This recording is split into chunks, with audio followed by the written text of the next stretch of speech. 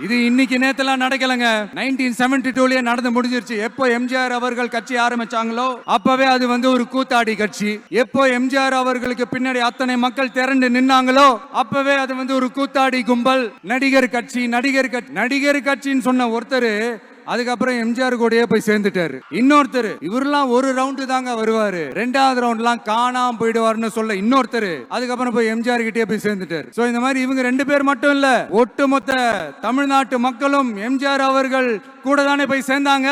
அதனால இது வரலாறு. இந்த வரலாறு நம்மளை விட அவங்களுக்கு இன்னும் நல்லாவே தெரியும். அதனாலதான் பாத்தீங்கன்னா 53 வருஷமா அதே கதறல்கள். கூத்தாடி கூட்டம், நடிகர் கட்சி, நடிகர் கூட்டம். இப்படி மர்மயோகின்ற ஒரு படத்துல அவருடைய கேரக்டர் பேர் கரிகாலன். அதுல ஒரு சூப்பர் டயலாக் ஒன்னு சொல்லியிருப்பாரு. குறி வைத்தால் தவற மாட்டேன், தவறுமானால் குறியே வைக்க மாட்டேன்.